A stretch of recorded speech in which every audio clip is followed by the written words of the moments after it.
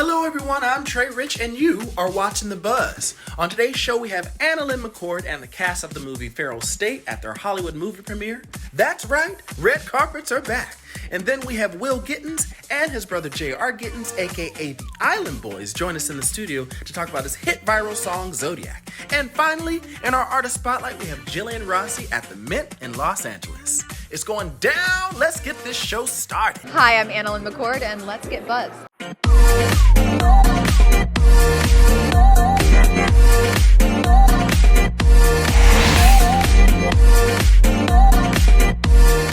Logan Paul and Floyd Mayweather had their boxing match this weekend, and most boxing enthusiasts are saying the Paul brothers have no business being in the boxing ring.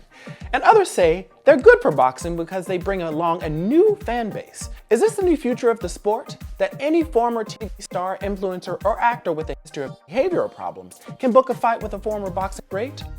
Whatever the attraction, here we are and we're talking about it. Thousands of people are tuning in. First up on the show, we have the cast of the movie Feral State at their Hollywood movie premiere. The cast was in great spirits because this was one of the first red carpets back from almost a year-and-a-half break due to the COVID. The movie is about a misfit gang of runaways and orphans who are taken in by a dark father figure type who influences the youth to wreak havoc throughout the swamps and trailer parks of Central Florida. AnnaLynne McCord plays a detective who is on the trail to bring them to justice while tackling demons of her own. Let's take a look. Hey, I'm Danielle DeLate for The Buzz at the premiere of Feral State starring AnnaLynne McCord. The red carpet's about to start, so let's check it out.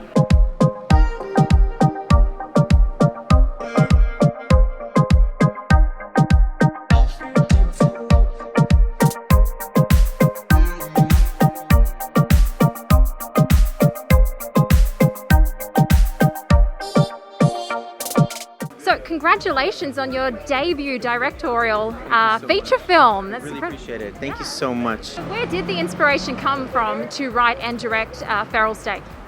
Well, this movie in particular, so I wrote 2 movies before that, and we sold them, they came out in theaters and they had a great response, but movies always change. Like the way you write it isn't the way it's shot, and then it's not the way it's edited.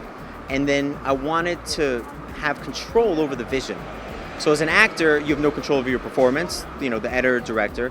Then as a writer, it's up to the director and the editor. So I wanted to take that extra step and do it from start to finish. And I was just really blessed that someone, believed in me and gave me that opportunity to direct a feature film. So tell us a little bit about Lexi, the character you play in Feral State. Lexi's a little dark. She's very closed off.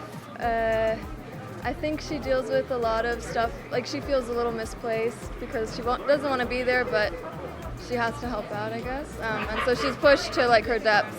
She goes through a lot of terrible things, and she's strong, very strong. So I think she's, yeah. How does she end up in Mac's group?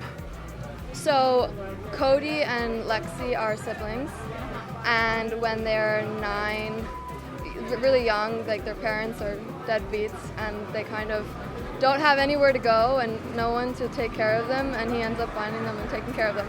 Well, at least that's the story I've created because it doesn't say so in the script, but yeah. So I play Cody, who is one of the kids that's taken in by this guy, sort of orphan, part of the family member. And the story kind of takes place right in the middle of it, where you learn about sort of how this family has got their own moral code. And Cody's basically trying to figure out for himself, do I want to follow this sort of family dynamic and moral code, or do I want to kind of go my own way? And that's what he's kind of grappling with. But it's a really fun movie, a lot of action, and kind of goes all over the place. Feral State is, I think we created a new genre. It's a swamp thriller, and it basically takes place in Central Florida, trailer parks, swampy town, where this guy who is this grifter goes around town and he recruits these kids who are orphans and runaways, and he gives them a place to live, puts a roof over their head, but trains them to be criminals. And then they go out and they rob drug dealers and they blow up meth labs and they become this vigilante crew. It's kind of like a modern day Oliver Twist. So Detective Ellis is such a tough kick-ass character. What was it like walking in her shoes? First of all, I just want to say this is really nice. This is the first time I've been at an event in like a really long time. So, thank you. What a great way to start your first event back, being a premiere for a movie that you're starring. I feel the same way. Thank you for pointing that out. Yes, but Detective Ellis, yes, she's. First of all, I'm on the right side of the law, which is rare in my career. I tend to be a villain. But this film was really awesome. The writer-director, John Carlo, he actually was a writer of a film that I had done previously, and he was like, do you want to be a good guy? You want to be a good cop? So we went down there, and he wrote this script based on the aesthetic of the location. So it was a really interesting process of development where he found the location, wrote a script based on where we were and what we were doing. Detective Ellis is kind of trying to track down all of these bad happenings, and this town is full, in real life, is full of like actual seemingly really well produced production sets, but they're actually unfortunately real meth labs that have blown up, and like a lot of the things that you see are as is. We found them and wrote stories around this. So there's a little underbelly of this area in Central Florida, and the story then kind of takes its own life from there. But I think one of the things that I loved about playing the character was just getting to explore being a cop, being a detective, being on the right side of the law, but also I have worked fighting human trafficking for 13 years. This area of Central Florida is actually quite notorious for this issue. The film follows our young, amazing actors who are a lot of street kids who are on the wrong side of the tracks for God only knows what reason, and they're typically vulnerabilities like poverty or abuse or trauma, whatever. And it's how do you navigate that? You know, where do you start to acknowledge that someone's circumstances cause them to make these decisions, and then at what point do they have to take responsibility for it? And I think it's an interesting question. And one of the things I loved about Detective Ellis specifically is she's not all good. She's got her own demons, she's got her own issues, and so it's kind of the duality of human nature. We're not good, we're not bad, we're both. Make sure you check your local listings for Feral State. I'm Danielle DeLate, and you've just been buzzed.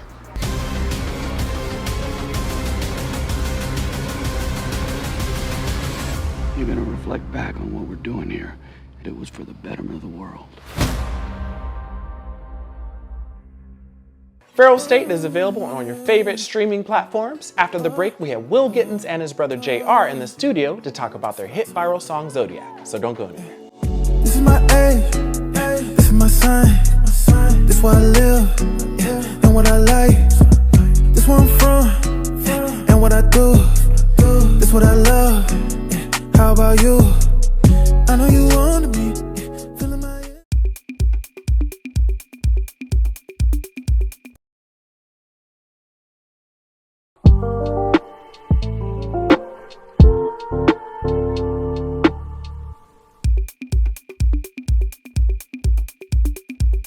Zodiac has recently taken TikTok by storm, and we have the duo behind the smash. Will Gittins and his brother JR, who call their production and writing team the Island Boys, are here in our studio, so let's take a look. What's good, y'all? It's Will Gittins. JR. I don't care about them signs. You know I got what you like. All I need between them thighs. If we ain't on the same page. Well, we share the same womb. I'm just kidding, not as twins, but this is my big brother. Same mom, same dad. And so we grew up, you know what I'm saying, our dad was a big music influence in Trinidad and Tobago.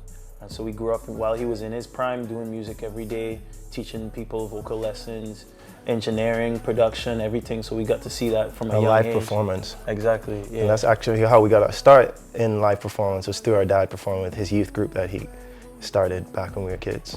And so that just, we did sports and other things, you know what I'm saying? But then we just found probably like late teens, found out that our purpose on this earth is to do music. So that's when we just linked up in about like, what, 2016 is when we linked up in Atlanta. Well, technically it was 2015 when we started working on the project. Yeah, 2016 is when we started to really put music out, and here we are. Because we grew up one of 9. It was 7 kids in the house and the 2 parents. My parents both sang, and our dad was a musician, but it never was a thing where he forced us into music, you know. It's just like he was actually kind of hesitant to because he knew how he felt about music.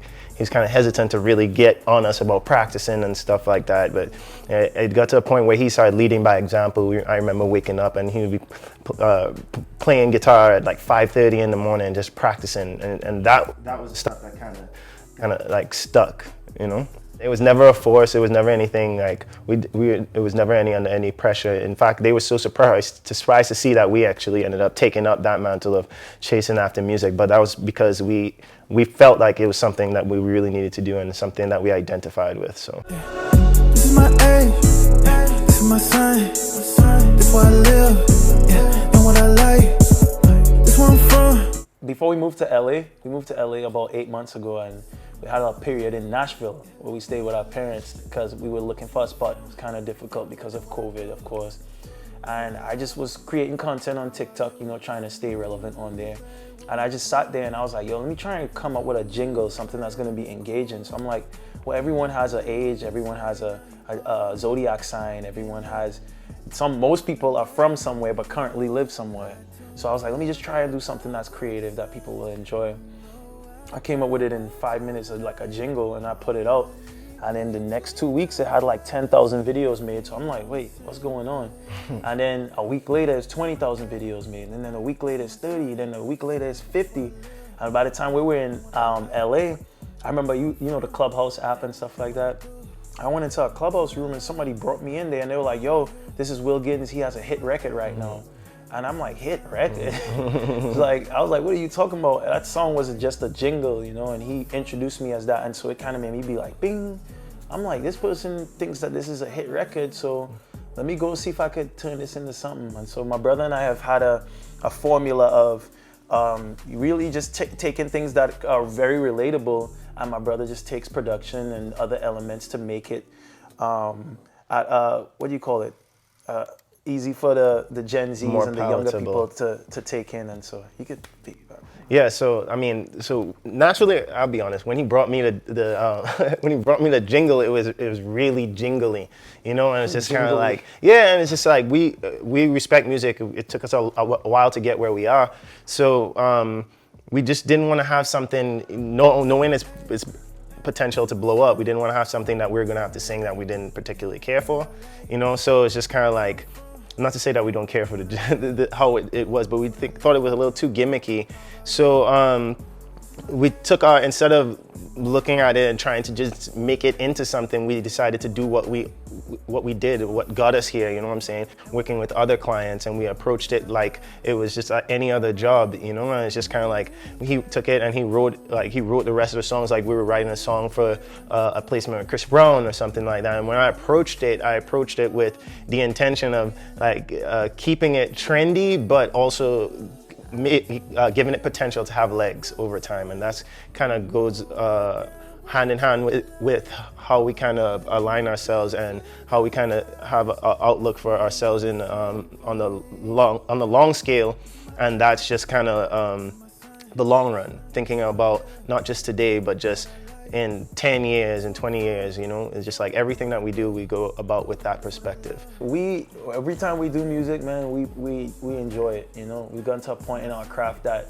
we put in the hours, you know. You say you put in enough hours to do something that you become a professional.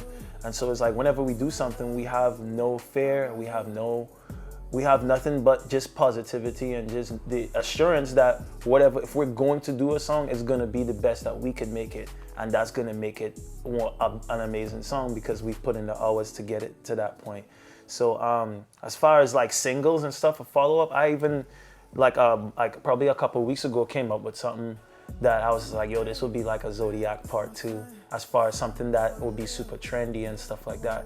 And I could just take the raw thing and send it to my brother, and we'll do the same formula, and boom, it could have the same effect, if not better. And so to answer your question, no, we don't have that pressure. We have confidence in being able to recreate our success. And our intent is not necessarily just to get trendy music or to be popular or to be cool. It's just like we have like we believe in what we put out there. You know what I'm saying? And for us, we have projects now to follow up. So with Zodiac was already going, but we already had projects that we had planned out. We have a song that we kind of pioneered ourselves, which is kind of like an Afrobeat pop.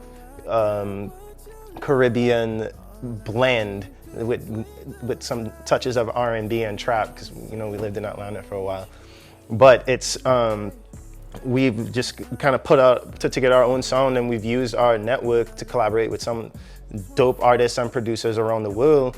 And it's just kind of like we already have these projects in line, and we started doing stuff like using this new leverage that we have to do partnerships with labels and distribution companies to kind of spread our reach. So it's not necessarily for us just trying to get these little pockets of attention. It's just kind of like now we've kind of got to the point that we've been working hard towards, and now it's for us to just kind of like cash in on the what we've been working on.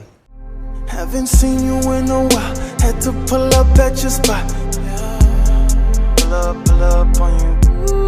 Don't rush, take your time, just meet me outside. Yeah. Somewhere you ain't never been before. We started off as professional musicians. Like I started off doing that to take care of myself when I was in college, playing bass guitar, and he was playing guitar. So we gigged, like having all of our bills and everything like that solely dependent on just our skill and our craft and our attention and our drive and dedication, So for us, it's just like over the years it progressed more into the studio and the live in studio production. But it came from a culture of that hard work, and that doesn't happen overnight. You know what I'm saying? So that's where that etiquette came from. So that's why a lot of times we sound really confident when we're talking about things, not out of naivety, but it's out of just the confidence in the work that we've already put into it, and just like the network and the connection that we've already established, but just the genuine nature in which we approach music and our respect for it. It has no option but to be successful. Man, you guys can follow me at Will Gittins, WILLGITTENS.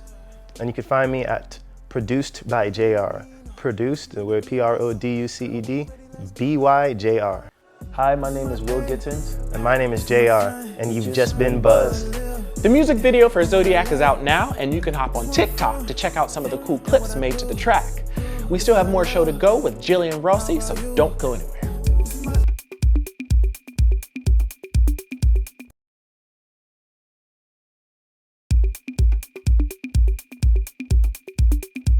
Jillian Rossi released her new single, Fever Dream, that also took TikTok by storm after Jillian released a song on her profile, blasting it in her car.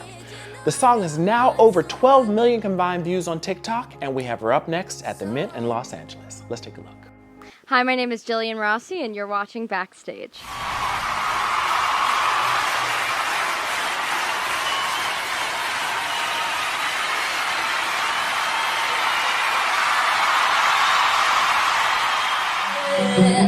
I guess you threw yourself a party and you chose not to invite me. Yeah, you threw yourself a party, but you wanted me for a good time.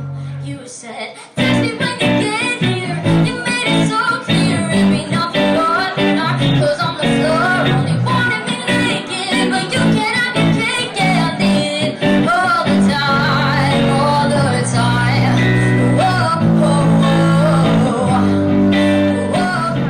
I started singing at around 6 years old. I got up on stage at a farmer's market and sang Complicated by Avril Lavigne. And then by the age of 10, I started rewriting songs. I rewrote the words to a bunch of songs on the radio about food and put them on the internet and got made fun of and took them down. Then I wrote my school song in 6th grade and then picked up guitar and piano and started writing all my own music. And now I'm 22 and here I am. I told you to shut your damn mouth when you said you weren't strong enough. Didn't wanna bring me down, but we're already falling. I think my song So What really kicked off everything for me. It did really well. And I am so grateful for, the music video had a lot of great people in it, backing it up and like just, spreading positivity with me in it. A lot of TikTok influencers, out of the kindness of their hearts really rallied around the song. And that was so great to see. And it was really a turning point in my career. But I think my song Fever Dream really takes the cake at this point. It's just going crazy right now. And yeah, I pretty much write every single one of my songs from a personal perspective and just kind of what I've been through with guys and in life. And it's really nice to see other people enjoying music that I create pretty much, about my life and that they relate. It's, the amount of people who showed up tonight and, we're just getting out of COVID-19 is crazy, and it was so nice to see so many fans and friends and just people in the audience singing all of my songs with me. It's probably amazing.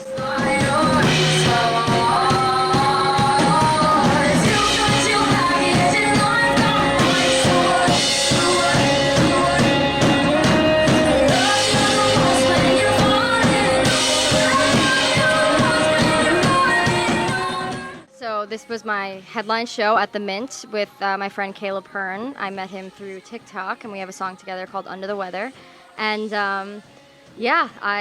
somebody dropped out of an opening slot, and they asked me if I wanted to come in on a headliner slot, and I said, heck yeah. And I got my ass to LA from New York. I think in the future I'd hope to have bigger venues, bigger band, bigger songs, bigger, just not only one or two songs where the whole crowd singing along, but all of my songs where the whole crowd singing along. I think that would be amazing. My song Give Me a Reason is coming out in June. Stay tuned. And that was the second song I sang tonight, and I'm so excited. It's one of my favorites. So you guys can find me on Spotify. It's Jillian Rossi. YouTube is Jillian Rossi. Instagram, Twitter, and TikTok is Jillian X Rossi. And I think that's about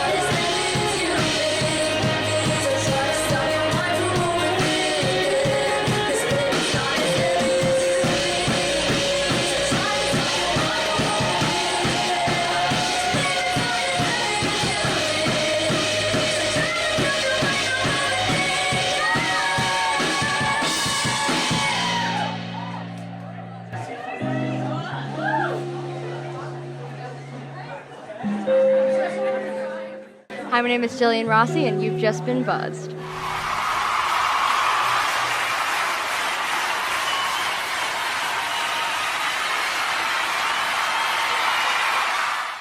That's all we have. Special thanks to Jillian Rossi, The Mint, Will and JR Gittins, and the cast of Feral State. Don't forget to like us on Facebook, follow us on Twitter, and double tap us on Instagram, all at Buzz_Access. I'm Trey Rich. Love and light to you all. I told you to shut your damn mouth when you said you weren't good enough. Said you weren't worth my time. Boy, you couldn't stop crying. I told you to shut your damn mouth when you said you weren't strong enough. Didn't wanna bring me down, but we're already falling. You've got your baggage and I've got mine, so what? I love you the most when you're For more stories and extended clips, go to theBuzzAllAccess.com. I'm Trey Rich, and you've just been buzzed.